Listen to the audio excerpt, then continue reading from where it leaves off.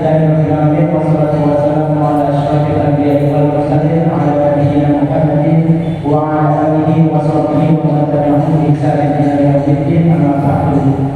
Ikhwani wa akhwati fillah, kita bersyukur kepada Allah Subhanahu wa taala, kita masih diberikan besar nikmatnya sehingga pada kesempatan pagi yang ini kita bisa bersama-sama hadir di masjid yang mulia ini dalam rangka untuk mengikuti kajian rutin KPPR KPMI Jogja.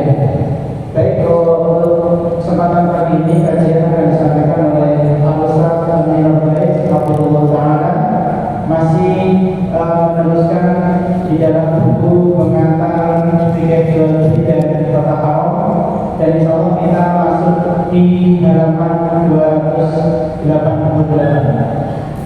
Baik, berbuang waktu dan menjelang jam 9:15 menit, langsung saja kepada Al-Ustaz, waktu dan tempat kami persilakan.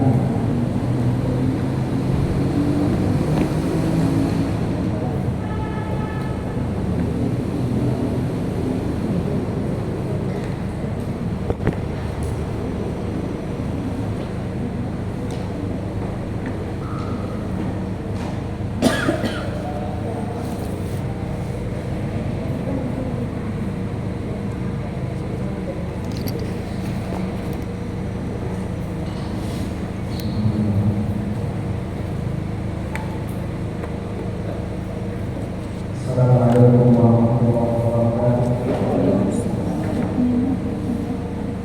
Alhamdulillahirabbil alamin.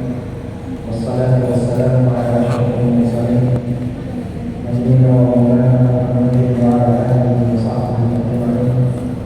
Wa asyhadu an la ilaha illallah wahdahu la syarika lah wa asyhadu anna Muhammadan abduhu wa rasuluh sallallahu alaihi wa ala alihi wa sahbihi wa man tabi'ahum bi ihsan ila yaumil. Alhamdulillah, bersyukur kita kepada Allah Subhanahu wa taala di kesempatan pagi ini kembali kita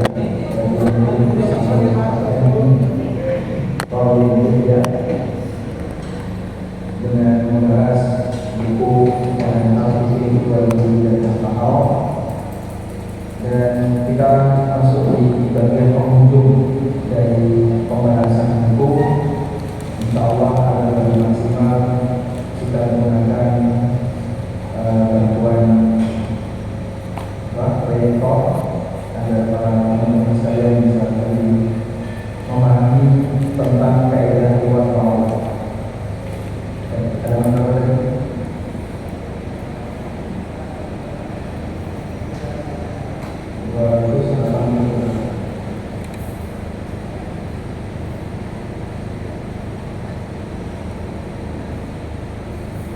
Baik, coba kita lihat keterangan di 280 tentang teori keseimbangan riwayat dan ma'ruf. Ada salah satu mahasiswa S2 di sebuah kampus Islam yang telah beliau mempelajari teori ini, kemudian menjadikan teori ini sebagai bahan tesis, dan menjadikan sebuah tesis, namun menggunakan teori ini untuk mencari sisi gharar pada sistem keanggotaan. Sekarang kita sampaikan, teori ini hanyalah teori, sehingga saya sampaikan ini bukan sebagai dalil, tapi ini sebatas teori. Masalah setuju atau tidak setuju kembali kepada masing-masing. Kalaupun misalnya ada sebagian yang tidak setuju, tidak diperhatikan, ada sebagian yang mau menerima, juga silakan, karena sifatnya hanya teori. Dalam diskusi yang dilakukan antara para kompeten pada saat kita menyusun kurikulum KES KPMI Entrepreneur School, di situ hadir beberapa asatidzah yang menjadi komandan KPMI Entrepreneur School, dan di antaranya adalah Al-Ustaz Dr. Ahmad dan beberapa asatidzah yang lainnya. setuju dengan ini. Iman dan mawar itu apa sih? Itu sebatas teori alat bantu untuk memahami apakah dalam transaksi ini ada unsur moral atau tidak. Kemudian beliau tidak setuju, maka kita sampaikan setuju ya tidak setuju untuk sah-sah saja.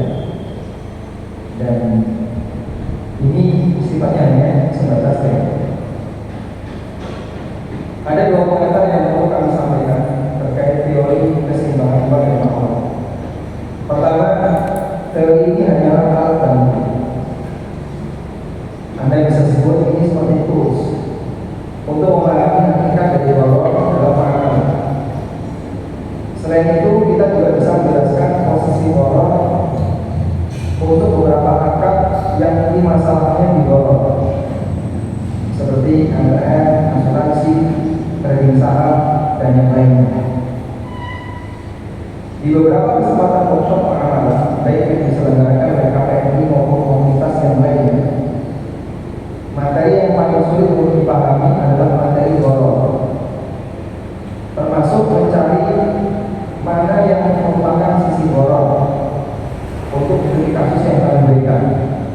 Alhamdulillah, teori kuat dan mawar sangat membantu memudahkan mereka untuk memahami di sisi mana bagian golok. Yang kedua, kami mengakui bahwa teori ini tidak kami dapatkan dari keterangan para ulama. Sehingga kalau saya ditanya, man salafun Anda, siapa ulama pendahulu kamu yang pernah menjelaskan ini? Saya akui tidak. Dengan kata lain, tidak ada pendahulu untuk teori kuat dan mawar. Selain beberapa isyarat, saya sebut isyarat yang disebutkan oleh sebagian ulama seperti Ibnu Qayyim dan Ibnu Taimiyah. Sekarang kita lihat keterangan Ibnu Qayyim. Beliau pernah menjelaskan tentang taubat dari harta haram seperti menjual khamar. Apakah setelah bertaubat penjual harus mengembalikan uangnya ke pembeli? Ada orang melakukan transaksi yang haram karena yang dia jual itu haram, dia jualan khamar. Ya. Kemudian setelah itu dia bertobat. Padahal dia sudah mendapatkan uang, anggaplah 100 juta dari hasil jual khamar. Dan dia punya beberapa pelanggan di kota ini yang sering beli khamar dari saya, ada 50 orang. Dia punya data para pelanggan yang sering belanja khamar dari ini. Kemudian pemilik toko ini bertobat. Apakah dia punya kewajiban untuk mengembalikan uang senilai 100 juta tadi kepada 50 konsumen? Ibnu Qayyim menegaskan tidak boleh dikembalikan. Kata beliau memberikan alasan, fala yajuzu ay yajma'a lahu bainal riwa wal mu'awwad. Karena tidak boleh bergabung antara riwa dengan mu'awwad. Artinya antara riwa dan mu'awwad harus berada di posisi yang berbeda. Kalau hanya sebatas baca mungkin agak sulit memahami. Maksudnya gimana ya? Ada riwa itu apa sih? Yang kita bayarkan. Ada lawannya mu'awwad. Apa itu mu'awwad? Yang kita terima. Secara makna, riwayat artinya apa yang kita serahkan, apa yang kita bayarkan. Sedangkan mu'awwad artinya apa yang kita terima. Dan hakikat dari transaksi, hakikat dari transaksi jual beli, hakikat dari transaksi jual beli adalah kita menyerahkan sesuatu dan menerima sesuatu. Dalam setiap transaksi jual kita menyerahkan sesuatu dan menerima sesuatu. Betul. Ada transaksi jual beli di mana kita hanya menyerahkan tapi tidak menerima apa-apa. Ada? Ya. Dalam semua transaksi jual beli, baik barang maupun jasa, maka yang terjadi adalah kita menyerahkan sesuatu dan menerima sesuatu. Sampai di sini bisa dipahami? Baik. Sehingga hakikat dari transaksi jual beli itu kita menyerahkan dan kita menerima. Apa yang kita serahkan itu disebut nyewa, dan apa yang kita terima disebut muamalah. Karena itu terjadi keseimbangan nyewa sama dengan muamalah. Nyewa sama dengan muamalah. Sudah? Kalau iwan dan muamalah ini diwakili oleh A dan B, maka saat A bertransaksi, dia menyerahkan uangnya berupa bayaran, dan dia menyerahkan dan dia menerima muawalahnya berupa barang. Kata Ibnu Qayyim, iwan dan muawal tidak boleh bergabung, sehingga nggak boleh seperti ini. A sama dengan atau A, B. Lalu terjadi kondisi iwan dan muawal kedua-duanya ada di posisi B. Bergabung seperti ini kamu. Iwan la yajma'u ada yang pada itu ma'alahu baina iwan wal muawal. Iwan dan muawal tidak boleh bergabung pada satu orang. Nah, sehingga di sini A kosong, B ada iwan dan muawal. Sehingga dalam kasus A dan B, ya, mereka melakukan transaksi. A dan B mereka melakukan transaksi. Ada orang transaksi jual beli uang dan khamar. B dapat khamar, A dapat uang. Begini. Terjadilah transaksi antara A dan B dapat nomor, A dapat uang. Seperti ini, Pak. Ya. Lalu oleh A, setelah dia tobat, uangnya dikembalikan ke B. Maka jadinya A kosong, kemudian bertransaksi dengan B. Di sini ada uang, ada nomor. Inilah yang tadi diistilahkan oleh Ibnu Qayyim, iwan dan muawal bergabung. Iwan ini muawal bergabung. B menyerahkan uang berupa uang, B menerima muawal berupa khamar. Tapi uangnya dikembalikan, jadinya uang dan khamar bergabung. Maka uang dan muawal berada di satu posisi yang sama. Kata Ibnu Qayyim, ini nggak boleh. Terus yang kedua gimana? Uang dan muawal harus berada di dua posisi yang berbeda. Karena itu harus mengikuti keseimbangan. Itu yang menjadi isyarat bagi saya bahwa uang seimbang dengan muawal, artinya berada di dua sisi yang berbeda.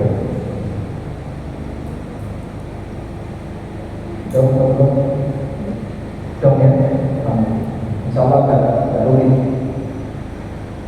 Baik. Jadi maksud saya dengan menjelaskan ini adalah untuk menjawab kamu ngomong teori uang seimbang dengan muawal. Terus terang saya menyatakan nggak ada di buku. Jadi saya nggak punya referensi bukunya ulama yang membahas itu nggak.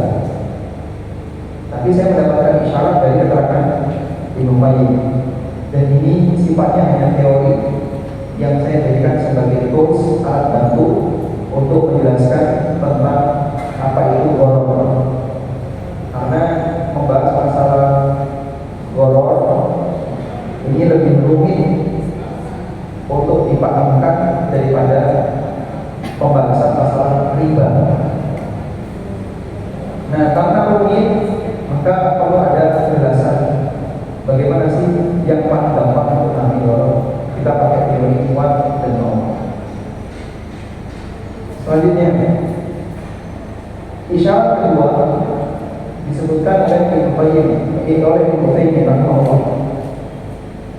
Beliau pernah ditanya tentang karyawan yang datang telat atau pulang lebih cepat sebelum selesai jam kerja, atau bahkan dia bolos.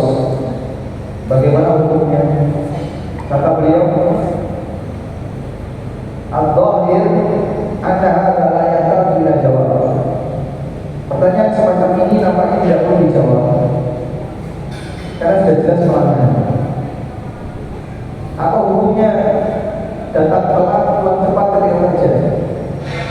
Tidak usah tanya hukum, semua orang tahu hal itu melanggar. Maksud beliau begini.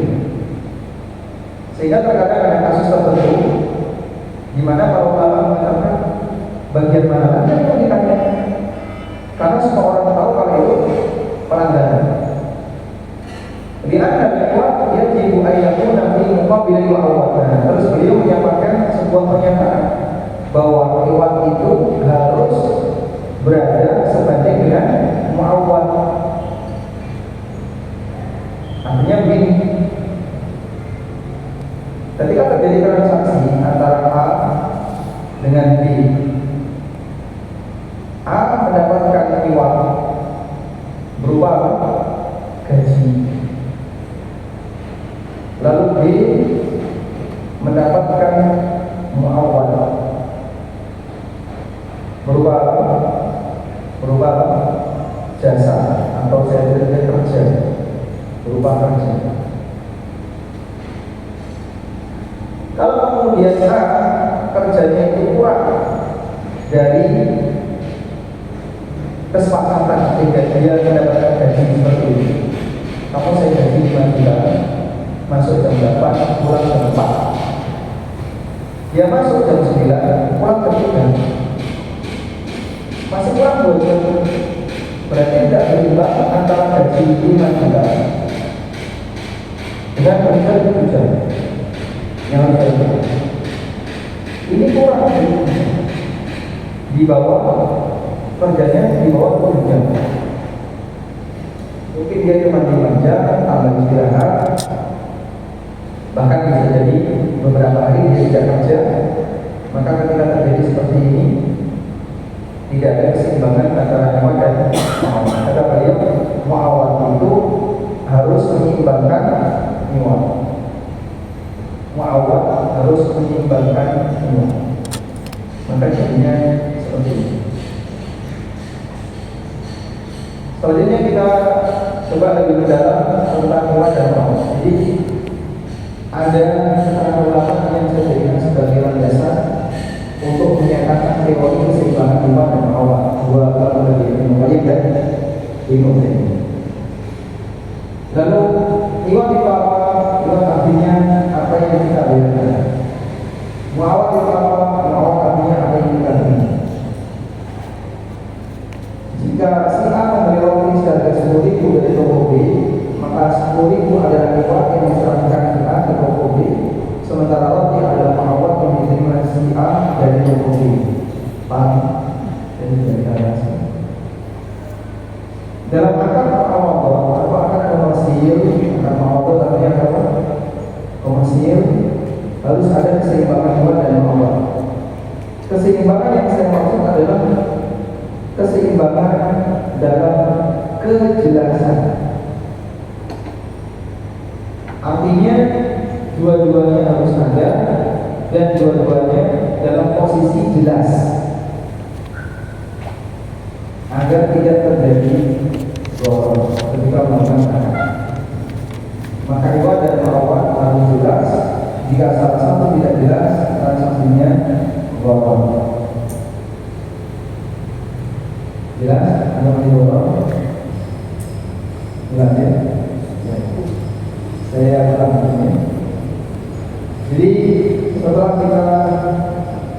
melihat landasan pemikiran. Kamu membuat teori seimbang dan awal itu landasannya apa?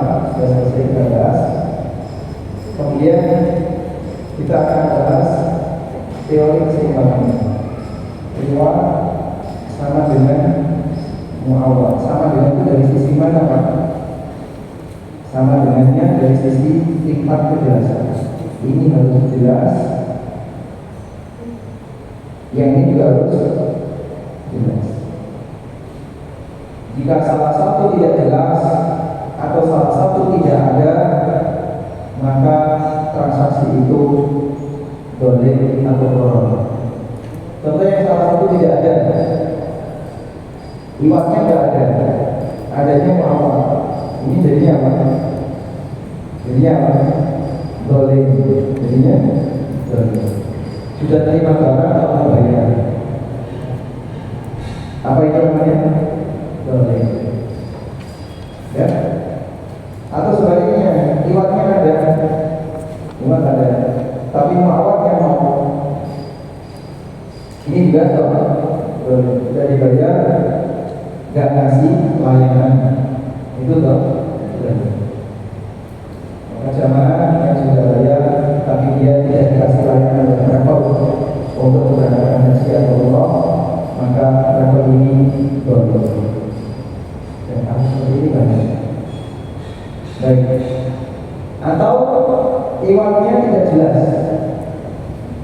muawwalnya jelas. Nanti saya cicil semampunya. Berapa? Ya semampu saya. Kamu mampunya berapa? Wallahu a'lam. Jadi tunggu kok, katanya wallahu a'lam. Itu ada apa? Oke, dia semampunya. Boleh nggak boleh? Nggak boleh. Kenapa? Karena wallahu. Sehingga terkadang ada orang bilang pembayaran tidak jelas, pembayaran tidak jelas, berarti gharar di liwat. Liwatnya gharar. Beberapa contoh kasus harga yang tidak jelas, pembayaran atau harga yang tidak jelas itu gharar di liwat. Kasusnya kayak gimana, Pak? Contoh kasus. Pertama, jual beli istijrah. Jual beli istijrah. Jual beli istijrah itu ngambil dulu, bayar belakangan. Ngambil dulu, bayar belakangan. Namanya apa? Jual beli istijrah. Ambil dulu, bayar belakangan.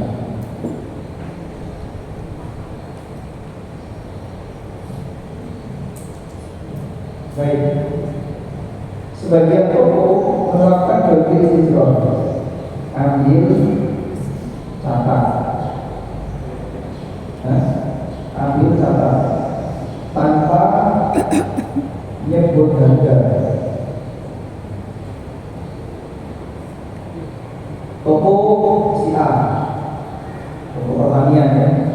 Ada banyak konsumen. Pak Ijo ambil pupuk 1 kilo, Pak Imin ambil bibit ini, ya ambil total akhir bulan atau pas panen. Atau banyak berarti total. Pak Ijo pupuk 1 kilo, nanti disebutkan harganya 30.000, nanti obat ini 50.000. Jadi harganya baru muncul pasca mau bayar, baru disebutkan ketika mau bayar. Padahal transaksinya sudah sekian hari yang lalu, sekian bulan yang lalu. Karena pas musim panen mau bayar. Ini maksudnya dari borong. Ada nggak yang banyak? Ambil dulu sembako banyak. Pak Imam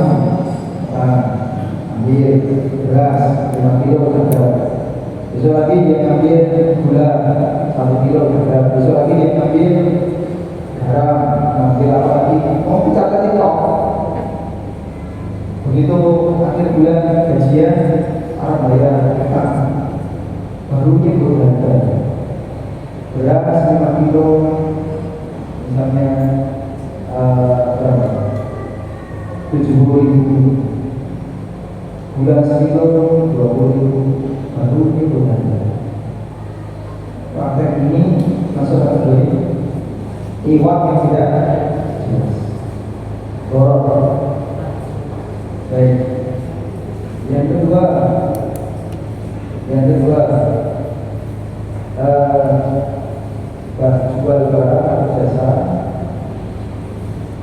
jual barang atau jasa, tapi dibayar seikhlasnya.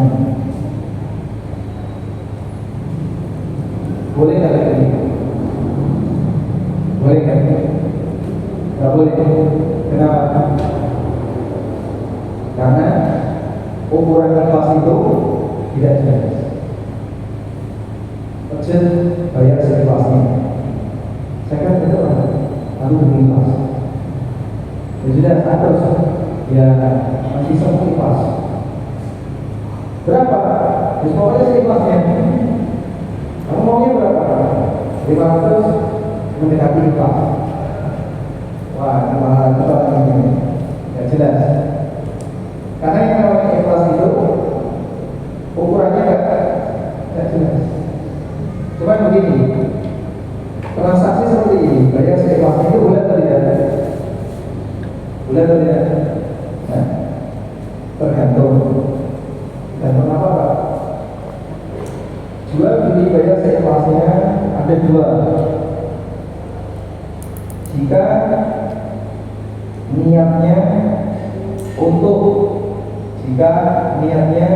untuk menderma,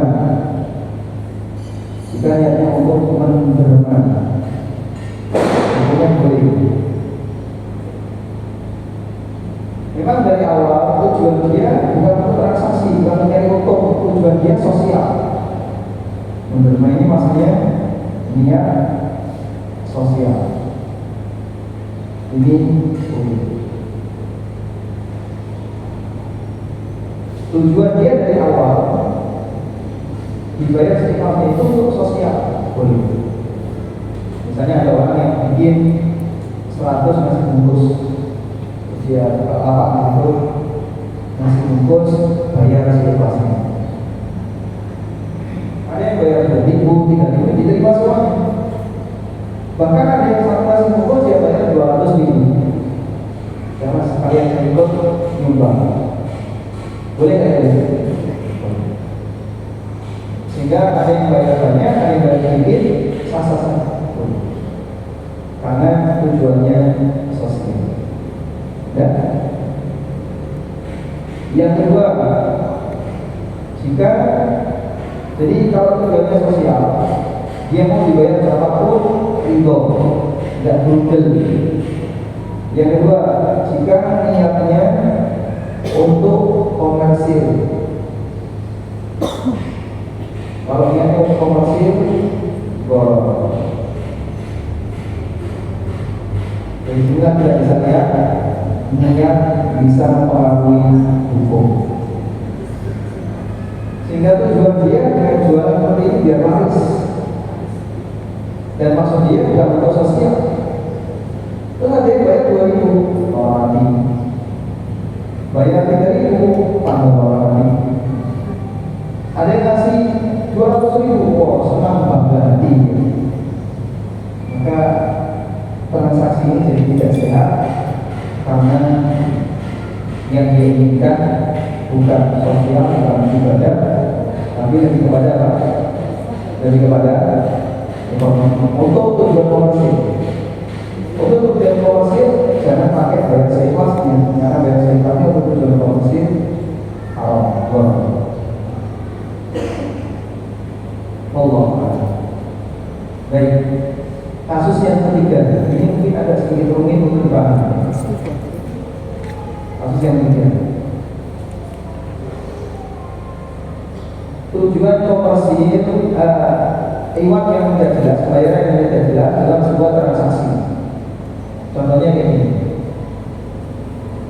menjual dengan variasi harga, menjual dengan variasi harga, dan menjual dengan variasi harga itu ada dua. Yang pertama,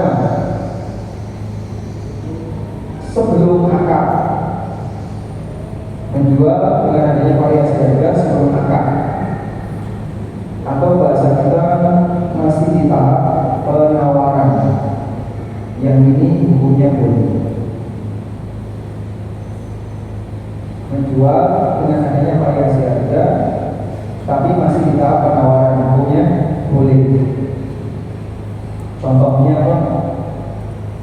Contohnya, kalau Bapak beli 10, saya kasih diskon 10%. Tapi kalau beli 1, tidak ada diskon. Ini sudah akad atau belum? Sudah akad atau belum? Belum. Karena belum akad, berarti mana? Tidak termasuk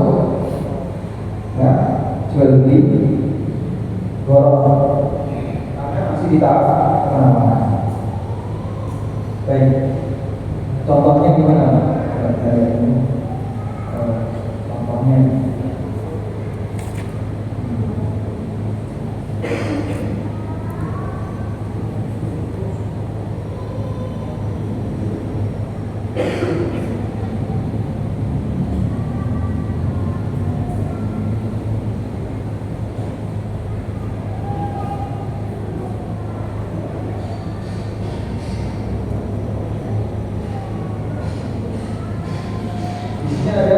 beberapa harga yang beragam dalam praktek jual beli.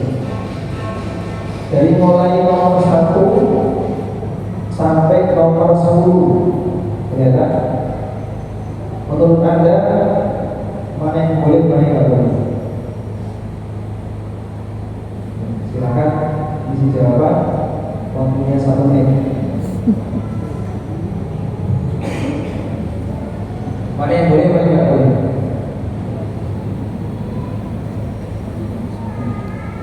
Nomor 1, boleh atau tidak? Harga tunai yang lebih murah daripada kredit, boleh? Boleh. Kenapa? Kenapa boleh? Ya, masih di tahap penawaran. Pak, kalau beli tunai sekian, kalau beli kredit sekian, itu di tahap apa? Penawaran. Nomor 2, beli banyak lebih murah. Kamu kalau beli banyak dapat diskon, boleh?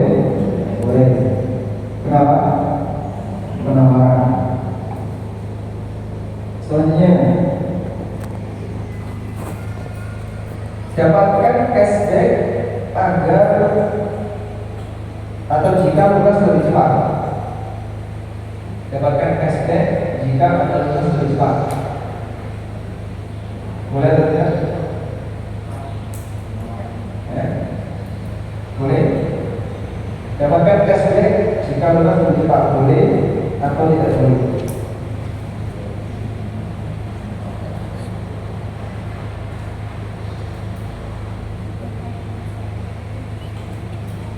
Ya, tidak boleh.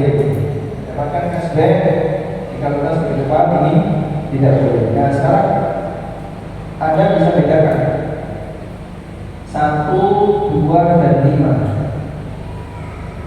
Apa sih perbedaannya? Kalau 1 dan 2 ini sebelum angka. Kalau 5 setelah angka. Insya Allah 5 ini baik. 1 dan 2 itu sebelum angka. Kalau 5 setelah angka. Karena itu mengenai ketidakjelasan variasi harga, kalau sebelum akad masih di tahap penawaran boleh, tapi kalau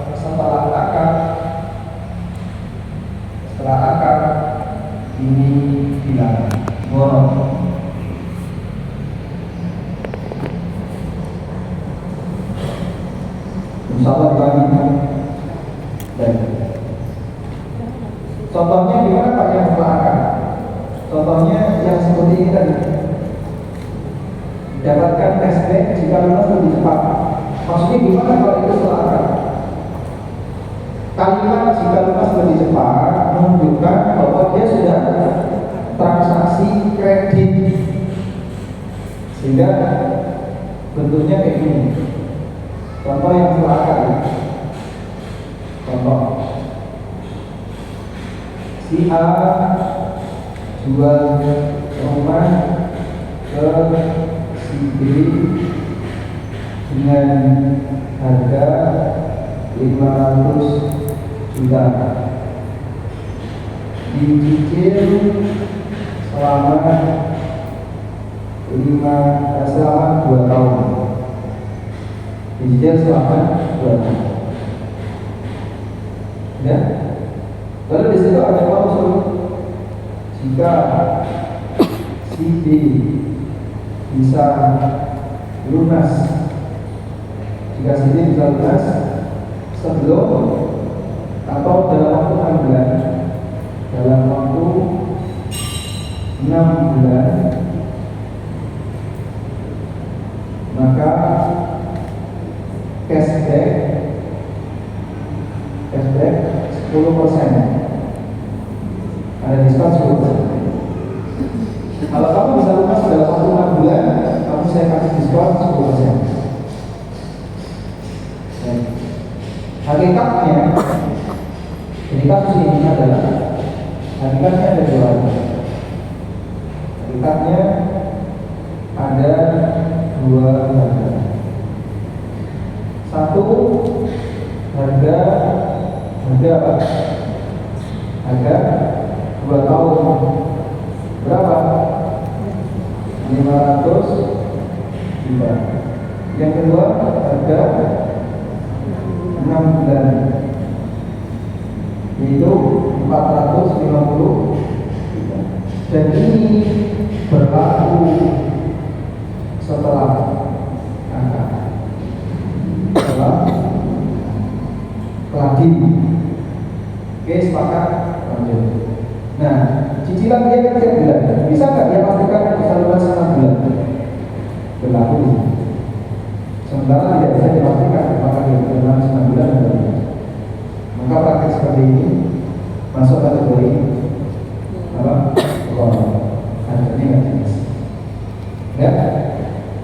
Dan ini memicu orang untuk bertransaksi kredit. Maka dia bisa utang ke si A atau si utangi saya 500 juta, nanti saya bayar selama 2 tahun dan saya kasih kamu duit 25 juta dalam 2 tahun. Mau? Oke. Lalu saya bayar 500, kemudian saya lunasi, ya. Saya dapat cashback berapa? 50 juta. 25 juta tak kasihkan saya, yang 5 juta yang bayar buat saya. Dengan saya untung 25 juta. Praktek ini masuk kategori goror yang final. Allah. Walhamdulillahirobbilalamin. Semoga bisa dipahami dan kita masih menyisakan beberapa contoh kasus di bawahnya ini yang insya Allah nanti akan kita gunakan untuk pertemuan berikutnya. Kita akan bahas di pertemuan berikutnya contoh kasus riwayat dan muawal. Contoh kasus riwayat dan muawal. Demikian, wassalamualaikum warahmatullahi wabarakatuh. Jazakumullah Ustaz atas materinya. Masih ada sedikit waktu bagi teman-teman yang ingin bertanya, teman-teman Jepang.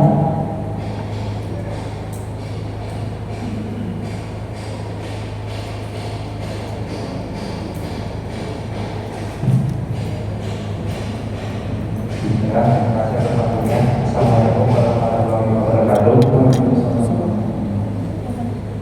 Dari materi yang dijelaskan itu saya ingin memberikan sebuah studi kasus, yaitu di mana ada sebuah restoran yang harga menunya itu ditetapkan seharga 14.000, tapi tapi mereka juga membuka opsi yaitu sebagai catering atau tas makan dengan satu menunya itu sekitar 10.000. Nah, anggaplah sekiranya saya ingin mengaplikasikan itu di jalanan, tapi memang ada niatan sedikit itu sebagai derma atau sedekah, tapi saya juga ingin sebagai komunitas atau memperkenalkan atau memperkenalkan produk saya yang dijual itu. Jadi semisal saya di warung makan saya itu dipasarkan ke 15.000, tapi ketika saya ingin membagikan orang lain, tapi bukan dijualnya, tapi tetap ngasih tarif harga misalkan 5.000 itu hukum bagaimana ya Pak? Terima kasih. Assalamualaikum warahmatullahi wabarakatuh. Bahasanya Bapak sudah tua, dia terima untuk iklan sekalian. Memperkenalkan. Ya, jadi ketika saya berjualan di jalanan dengan tarif jualan 5.000, itu saya menempelkan stiker untuk memperkenalkan kalau ini ada rumah jalan seperti ini. Jadi yang kami maksud ada niat komersil di situ adalah niat komersil dalam arti dia ingin cari untung berupa materi secara langsung. Makanya ketika dibayar orang ini dia emosi. Tapi kalau dia tidak jadi seperti itu, Pak, memang ini untuk sosial. Namun saya nebeng pesan tersembunyi, ada subliminal message, pesan yang nempel di situ, ditempel, boleh dan masalah. Sehingga ketika ada yang 5.000 ada nggak saya ngerti, memang saya jual harga lebih murah, biar lebih gratis. Namun saya dapat untung apa? Ada tertera iklan forum lain. Insya Allah tidak masalah. Baik, selanjutnya masih ada.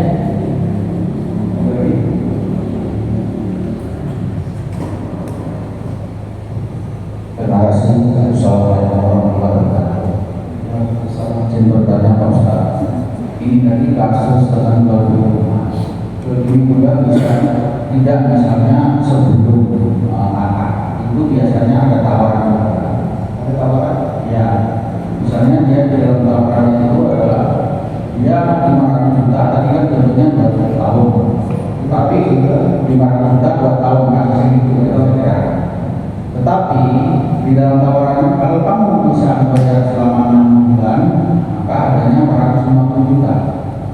Artinya ini kan ada kasus yang sama, tapi diucapkan di awal sebelum akad. Ini kan boleh seperti itu. Kalau bisa lunas. Ya, dia misalnya dia mau nyicil emas, saya jual rumah. Kalau emas mau nyicil 2 tahun harganya 500 juta di awal ini. Tetapi kalau misalnya emas bisa bayar 6 bulan, nanti harganya jadi 450 juta. Itu kasus yang pertama. Terus kasus yang kedua, Pak Ustaz, sekarang jual beli motor itu kan para dealer itu pengennya nyicil. Misalnya dengan nyicil harganya 27 juta. Tetapi kalau misalnya kita beli cash harganya menjadi 28 juta, ditambah lagi 1 juta. Apakah ini juga termasuk golongan koror? Jadi dia di awal tanya nomor dealer, Pak ini berapa? Ini 27 juta, tapi nyicil misalnya 5 bulan atau 1 tahun. Tapi kalau Bapak beli cash nanti harganya jadi 28 juta. Lebih mahal karena alasannya dia pengen keseimbangan antara kredit dengan cash. Karena kalau kredit otomatis dia mendapatkan nilai lebih dari 27 juta. Kalau di total akhir masa kreditnya dia akan mendapat keuntungan lebih dari 27 juta. Ada keuntungan dari perusahaan. Oleh sebab itu dia imbasnya kalau kita bayar cash berarti kan dia tidak mendapat keuntungan dari 27 juta itu, sehingga dia tambahkan lagi harganya menjadi 28 juta. Apakah pada kasus ini juga bisa dikatakan koror atau boleh? Terima kasih Bapak. Assalamualaikum warahmatullahi wabarakatuh. Assalamualaikum warahmatullahi wabarakatuh. Kata kuncinya variasi harga di tahap penawaran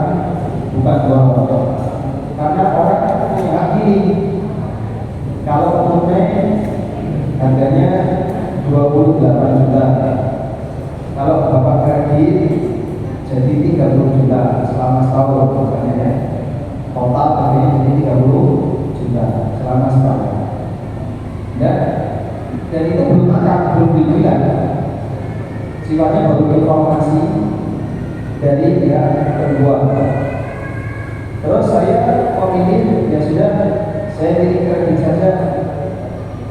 Ya, kalau misalnya ada tabel seperti ini, tunai, kredit 1 tahun, kredit 2 tahun, kredit 3 tahun. Kalau tunai harganya 100, 1 tahun 150, 200, 250. Ini ya, jadi per tahun plus 50. Ketika saya pilih salah satu, Pak, saya ini saja. Ketika saya pilih, saya mau harga 150, kalau saya setahun. Oke, dibuatkanlah nota harga cicil setahun. Ini kan nggak berarti apa? Jadinya tinggal berapa harga? 1. Tersisa 1 harga. Nah, karena sudah tersisa 1 harga, selesai. Berarti transaksinya hanya 1 harga. Pak, baik. Berbeda dengan yang ini tadi. Yang ini tadi, setelah deal di angka 500 juta, mereka punya kesepakatan jika dijalankan dalam 6 bulan cashback 10%. Walaupun ini dapat awal, ada klausul di akadnya. Jika konsumen bisa lunas dalam waktu sekian bulan, dapat diskon 10%. Terus tanda tangan, berarti klausul itu kan melekat. Klausul itu melekat. Dia tanda tangan. Nah, di tanda tangan itu kan harga awalnya itu kan mesti ada tabel. Namun yang ini sifatnya kondisional. Belum tentu konsumen mampu lunas 6 bulan. Karena belum tentu mampu lunas, maka 450 juta ini sifatnya bisa didapatkan bisa tidak.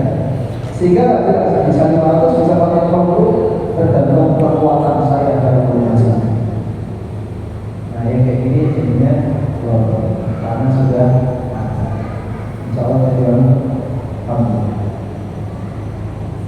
alhamdulillah. Baik, jam 10 lagi. Nah, sekarang itu ada agenda tambahan. Jam 10 harus mengajar di pondok. Maka yang kalian ini mohon selesai jam 10. Jadi untuk pertemuan berikutnya mungkin bisa kita ajukan yang setengah 9. Jadi bicara tentang. Jadi mungkin demikian yang bisa kita sampaikan. Semoga bermanfaat. Wassalamualaikum warahmatullahi wabarakatuh.